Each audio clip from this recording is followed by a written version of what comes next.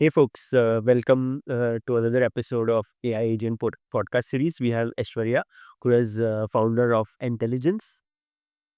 She's building a kind of an AI agent uh, platform that can help engineering teams, specifically large engineering organizations, get insights about their code base, what's working, what's not. Aishwarya, welcome to the podcast. I would love for you to introduce yourself and Intelligence to our guests. Yep. Hey, Karan. Thanks for having me. As mentioned, I am Aishwarya, the founder of Intelligence.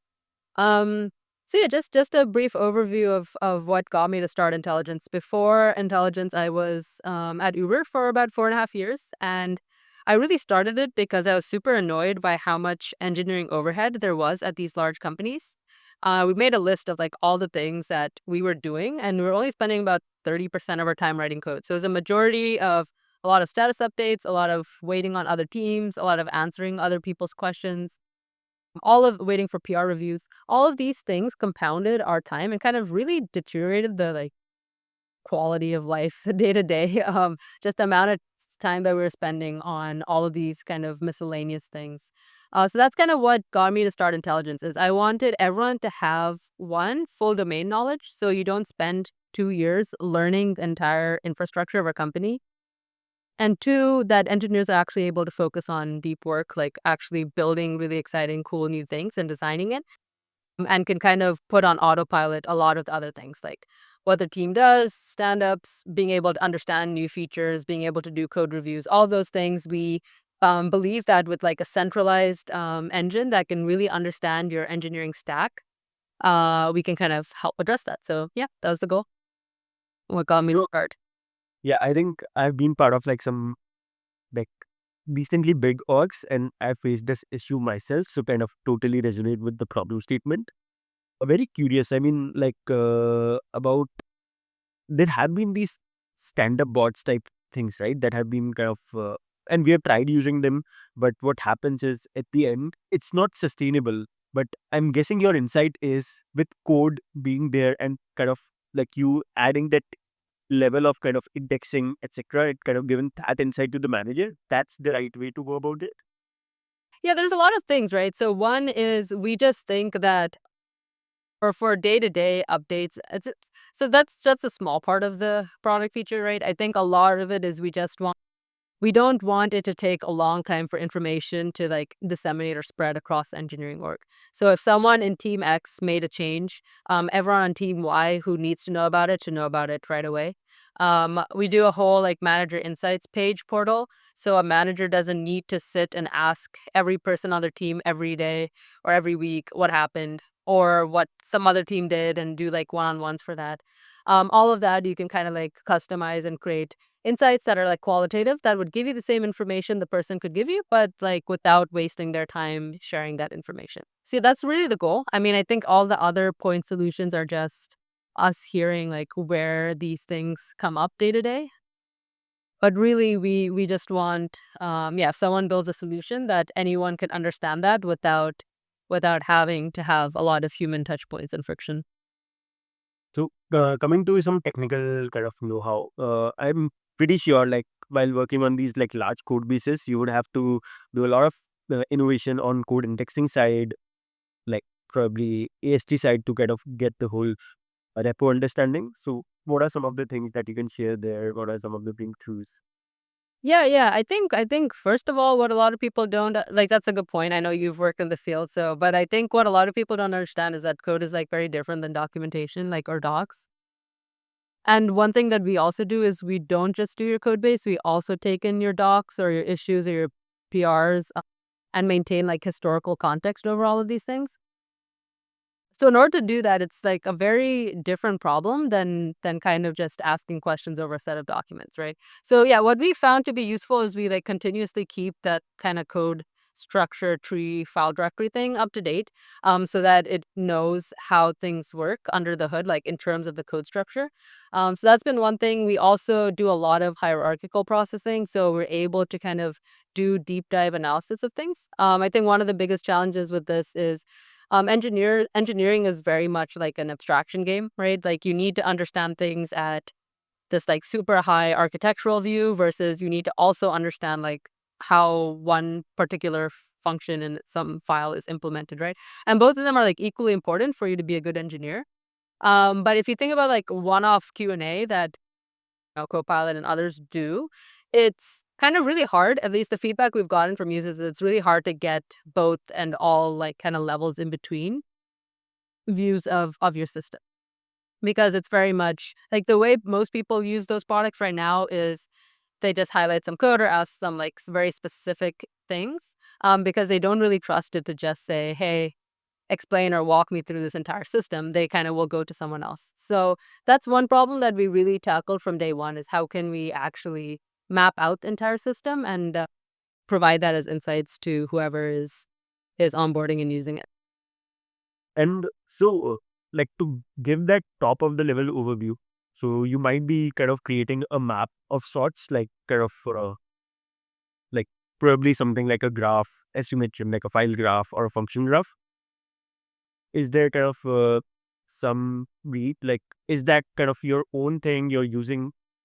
I'm pretty sure there would be a lot of innovation, but is there some kind of standard technique or paper? Yeah, I mean, I think what you mentioned, right? AST parsers do a majority of the work for you, but I think they don't do the whole thing, right? So they will give you the kind of file dependency tree graph, right? Of just this is literally all the functions that everything else calls, but it doesn't do kind of the next layer of like semantically understanding those dependencies, which we found pretty useful to do as well.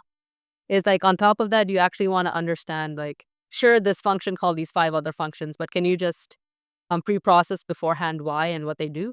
And that makes it a lot easier to then kind of do the search. So yeah, it's just a lot of just trial and error, but I think those few things have definitely helped us in how we do this. Then like how is your kind of read on like long context LLMs versus like what are you using internally and like for code bases? Like for example, I know a few folks who are kind of just uploading like at least like a big chunk of the code base to like Gemini, for example, with 1 million context length and more in the works. So like how do you see that play? Honestly, I one haven't seen great results from doing that, and two, that's almost like saying, like, if you just think about this as similar to how, like, databases evolved or something, right? There's, like, the in-memory stores, there's the persistent DBs, there's different layers of how much context you need and how much storage, how much latency, RAM, all of those types of things. I think it's very similar in this situation. It's very inefficient. It's like, sure, you could maybe store everything in memory to some degree and, you know, you would get away without having a database, maybe. But, like, is that the, like, architecture that's gonna actually scale and work and be efficient, effective? Probably not. So I think it's a pretty similar way, at least that I approach it, and I think in general, people are also on the same page, is, like, if you've yeah, and you can be a lot more specific about what information you're looking for and why, and I think that provides a lot more value than kind of just getting the LLM to process through everything. I think that's what our read has also been. That's why kind of like tools help there a lot. Kind of just give the right set of information. I think I've used your review feature. That's also pretty good. Like, what are some of the things that you are doing? Kind of, I'm pretty sure like question answering might be a bit different from review because there you have to focus a lot on the changes or figure out probably bugs, etc. What are some of the things that you're doing there? What are some of the interesting insights that you figured like are like LLMs are able to do better versus humans and like other way around? Yeah, I think one thing is just like if we're primarily trying to focus on selling to larger companies. One thing is like most companies are very particular about their own kind of code culture and best practices and so forth. So half of it, like I know this was also a big deal at Uber, was they had very strict code guidelines. Every team would kind of have its own review quote unquote culture, if that's if that's a term. But being able to bake that into your code review AI system is like pretty important for people to feel like it is kind of part of the team.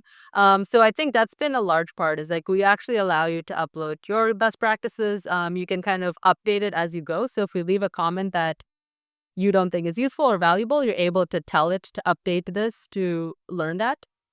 And essentially that way it like learns to become more and more like reviewers on your team. And also hold yourselves to the practices that you most want to. So that's been a large part. I think, yes, the reviews is a very tricky game because it's the thing is like humans, maybe there's like 30 things wrong with your PR, but as a person, if a reviewer gives you more than like 4 or 5 comments, you'll probably tune out. So it's like very similar to the PR bot, right? The review agent might like have like, as I said, like 20,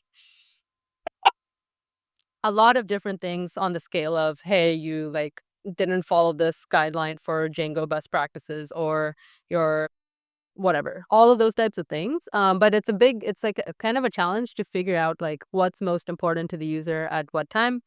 So we did a lot of like ranking, refiltering, following their preferences, all of that to make sure that it's a user experience that people want. Like if as a person, if you're the reviewer who nitpicks on every single thing, people probably start ignoring you. And it's very similar for an AI bot. So a lot of things around the UX, I think, has been pretty important. And then yeah, there's also a lot of questions about like, you make this change, does it affect other things in your code base? Are you actually paying attention to that? Are you able to account for those things and all of that? First part that you mentioned, it's like kind of going into that realm of like lint as well, right? Like lint kind of static way of doing it. Like probably, I think I remember in Rubric, we had this whole kind of review guidelines for each type of kind of project, because we had like multiple languages, kind of language based line guideline, and that each kind of team also followed some of that internally. So what we are trying to do is break that to a lot of like even automated manner. At least those guideline stuff can be automated, and then Yeah, like it's there's a lot of things that aren't even like lint. It's just like, don't I don't know. I know there's a lot historically from places I've worked at, but it's like best practices like these controllers should have this type of logic, or whatever, handlers or serializers, like all of these files should do this, which is not something a linter can necessarily catch for. as But it's a best practice thing that the company really tries to hold high, like, value over for code quality standards, and, yeah, those are just the things that we wanna learn from the company to kind of instill in how we do it. very curious. Like these are kind of some of the guideline level stuff, but when humans do review, they figure out like very top level design level issues as well, right? Is that something that you have seen kind of like success with Yeah, LLM? I would say that's probably the hardest thing, right? Because I think to do that right, you are thinking through a lot of different things, right? You have to think through a lot of like, is this actually implementing what it's supposed to be?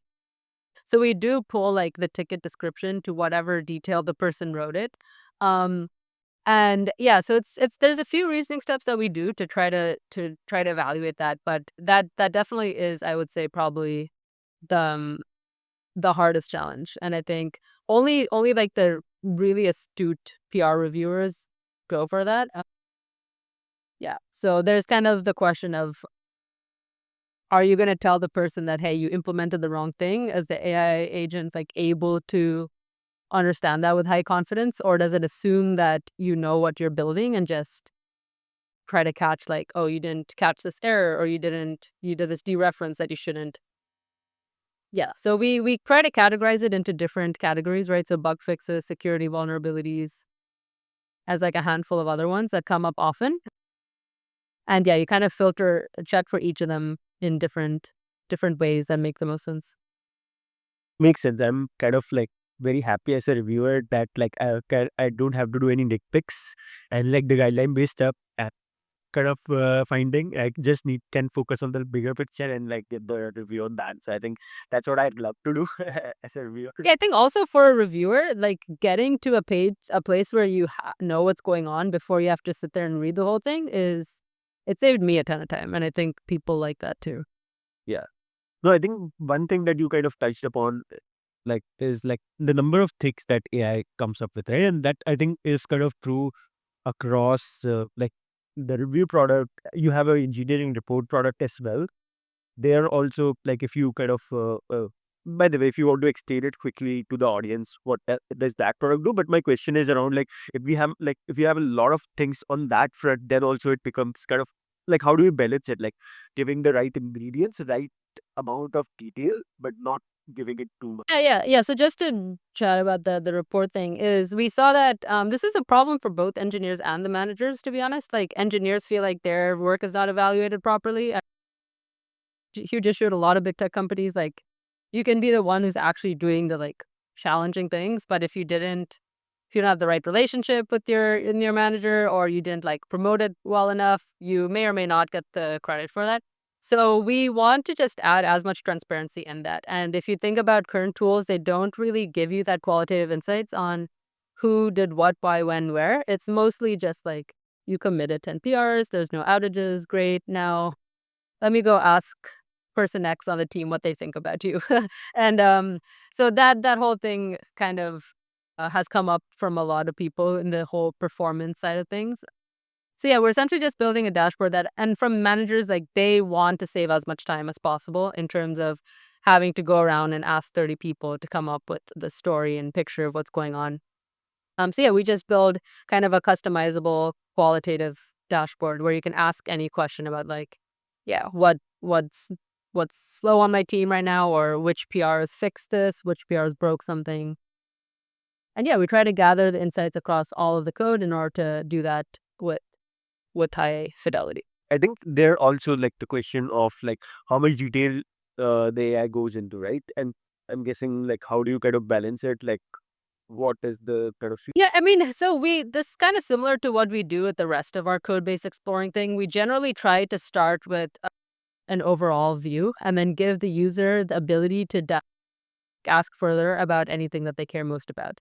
It's really hard for us to know what you care the most about, right? And it probably changes week over week, right? Like maybe this week I just want to know why feature X wasn't delivered on time. Like something happened, I wasn't really paying attention to it. I want to go back and figure out what happened. Or maybe the next week everything shipped. I just want to know, maybe what person Y did and were they like the leader, all of those kinds of things, right? So it's hard for us to do that. What we're trying to do is we try to give you like all the sections, all the key components, and then everything is interactive, so you can keep asking it more questions, which I think is a huge difference from dashboards. Whereas like it gives you numbers and it's kind of done, right? So yeah, trying to tie those pieces together. makes sense? Yeah, I think that's where kind of founder mode comes on. Like some people want to go into detail, some people want to do it at the overall level. Would you say you're still a founder mode or? I think my team will comment better there rather than me. But yeah, diving deeper into some of the kind of like from technical side of things to a bit more kind of product and business side of things. What are some of the interesting ways in which your users are using intelligence, which probably like you didn't think of, or like it's very exciting for you to see that. Yeah, just a few. Like the most random thing that came up recently was we do this, as I said, like for Codebases, we give you like a weekly summary of all the changes. Some people have been using it to get overviews of their competitors. um, so just like, oh, I'm working on X. There's these 5 other people doing it too. What are they shipping every week? And that was intriguing to me. Not exactly what we had designed for originally. So yeah, that came up. I think we recently are also launching auto-generated documentation.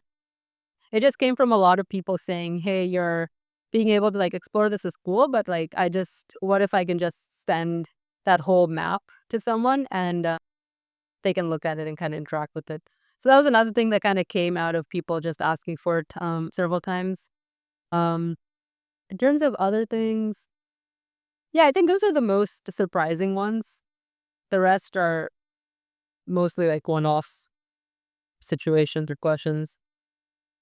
Right now, you're mostly focused on kind of like bigger companies or We have a lot of seed stage. So if I think the main thing is, as you mentioned, the PR reviews, everyone kind of uses it. We do a lot of chat with your entire engineering system. So if you're an open source company and you have your code, your docs, your issues, your PRs, and you want one place so that we can answer questions about anything that's happening, we have full Slack support. You can put as a widget in your doc page. There's also like a standalone like URL we can give you that's like intelligence slash your company.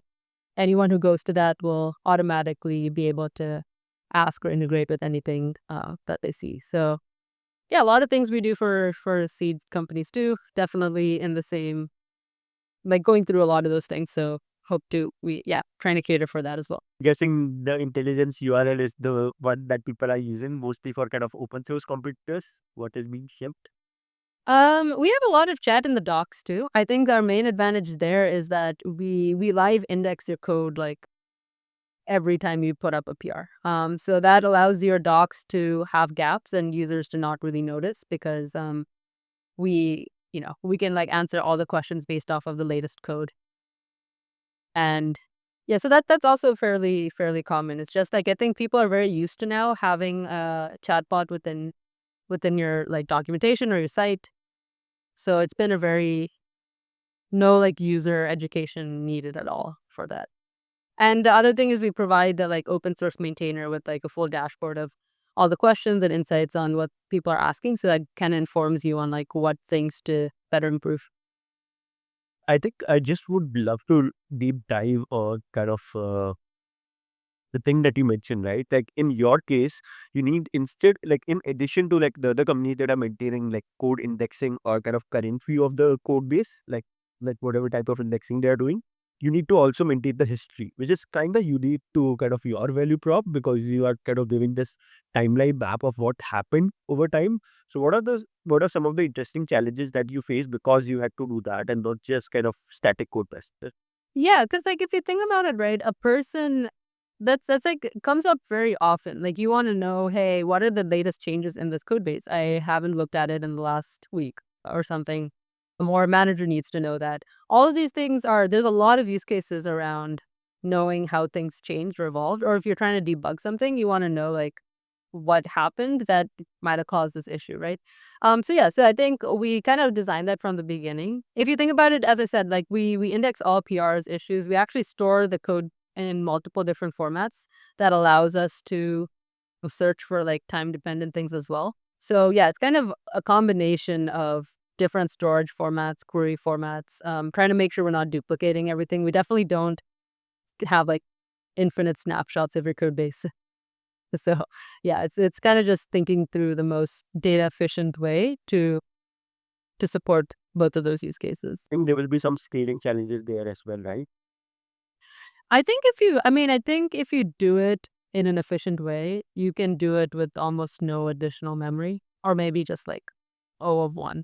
But yeah, whatever. It's yeah, you can do it pretty efficiently if you So coming to like some of the new exciting features that you probably are kind of releasing soon, would you like to give some sneak peek to our kind of audience? Yeah, I mean, we're really excited to do the automated docs. I think that's been something that it kind of came pretty naturally out of our product because we already do let you kind of explore things and we give you like guided overviews of how code bases work.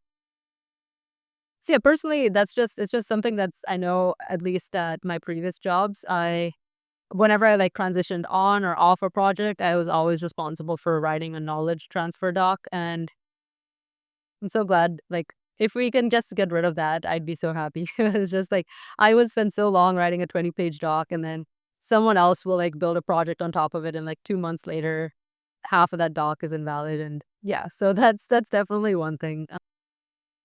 And then yeah, we've been I think that the insights portal, we've also been there's a lot of yeah, just trying to address all of those pain points that people have with kind of getting the information and context that they need to build. Yeah. So that sounds pretty interesting. I think I'll be like very excited. I'm very excited about the automated docs because kind of keeping them updated is a big. Yeah, like Composio, this I don't know how many peers do you do? I've it looks like you're churning code out very quickly. So Coming to I think the general space. I mean, like this space that you are in right now is like isn't like it has some crazy momentum in some sense. Like every other day a new company get funded. Like how do you see the general kind of AI? Like I think you have a unique category in some sense, but like general AI developer space, like how do you see the market evolve?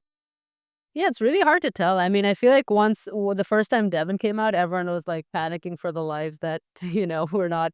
But I think one thing people like don't really realize is even with like the benchmark, right? That's very much tailored to like 3 to 5 line bug fixes. It's not really asking you to create a full feature in a mature code base. Which is also very different. Yeah, I think the two things that AI has done a lot well right now is like 0 to 1, product launches, right? You can create an entire mobile app from scratch kind of thing, as well as kind of Sweetbench has been making a lot of progress. I know you worked on it too and have done really well. I think that's also like kind of finding point solutions and trying to fix it, right? I think yeah, that's what engineers do best really is like doing all the like planning, preparing, figuring out like what is the best way to store this, doing the pros, cons, figuring out where to put it, architecting, all of those types of things, right? So engineers will probably still be doing that for yeah. I think the first goal is like helping them as much as possible, so they're not doing tedious things, or like trying to fetch around for information, trying to figure out, oh, did someone else implement this somewhere else in the code base? All those types of things can definitely streamline that entire process a lot. And then yeah, I feel like over time the line is gonna keep blurring and but yeah, that's my thought. What do you think about it? I think very similar thoughts, like you mentioned it rightly. Like I think all the benchmarks right now are kind of very point based solutions. Like we're kind of bug solving or kind of three like at max like one file chain, which might have a bit more kind of line changes. What we kind of as software engineers do is kind of like it's where I think to make some progress, I think there's definitely like a need for better evals. I know like some of them are coming up. There's a repo bench paper. I think there's definitely for better benchmarks there to be kind of good progress. I think Streetbench helped a lot in general to make progress, but I think yeah, it's not the best one. Other than that, I think yeah, there is kind of a lot happening on the LLM side of things. Plot 3.6 sorted is like really amazing, and I'm pretty sure you need the per coding. So There's also Haiku. Have you tried out the 3.5 Haiku yet? yet, but I think yeah, like sorted model was really amazing. That oven reviewed over video also I use a couple of times. That jumps out like really good code. So I think definitely like making engineers like TEDx. AI is changing a lot, right? And the world is changing a lot because of that. The last 2 years, the advancements have been kind of probably more than like what we saw in like the last decade or so. What is your read on like coming next 3 to 5 years? Like I know you don't have crystal ball, but yeah, I mean, personally, I think a lot of things. One, I think it'd be really cool to see just robotics breakthrough moment. I think it's like probably almost there. Like a lot of companies are in really like good progress. I think in the next 2 3 years, I can't see why that won't somewhere where like it's way more mass. So yeah, I think that would be super cool. I think I've definitely seen. I don't remember. There's one company from like Berkeley, Stanford professor that just did all your housework to some degree. So just seeing all of those things kind of get exponentially better would be really neat. Well, once agents really do take off, I think next year they'll probably be even bigger than they were this year. I think this year is probably people learning how to prototype and build them and like early adopters really taking over. But probably by next year, they'll be doing way more of our day to day than not and operating on our behalf. All of those things, it'd be really cool to see where software engineering ends up. You think? who doesn't want back? Yeah. I think like there will be a lot of kind of AI agent builders and startups, like founders as well. Listening to this podcast, do you have any advice for them as you're building? Advice for them. I think two things that, yeah, I think what our team does is things are changing so quickly. Be open to rebuilding and re-innovating your solution every week, every other week, every month, like often as possible. I think what we do is it's really hard. It's really easy to build it and it's like doing well, but then you kind of miss like there's a whole new way that you could do it even better. So just trying to like keep aside some amount of time for mostly like learning and kind of exploring new things, I think has been really fun. Like I think most people in the space do that by default. Like you wouldn't be an early adopter of this if you hadn't, but to like continue doing that because just touch on both the research side as well as the implementation and business side of things that to keep on top of. Yeah, I think it's something for me to also kind of keep a track of as I'm also meaning to pose you. Yeah, where can kind of folks find you? What's the best channel like for you and kind of trying out intelligence? I mean, our product is fully self-serve for individuals and small companies. You can use it at intelligence.ai. Me out on LinkedIn and Twitter as well. For both our we go to a lot of events. So if you're an SF, say hi. And that's one of the events where I met Aishwarya. So yeah, I think you can also meet her and kind of say hi. Awesome. Thanks. Thanks, Aishwarya, for being on the pod. Thank you so much, Karan.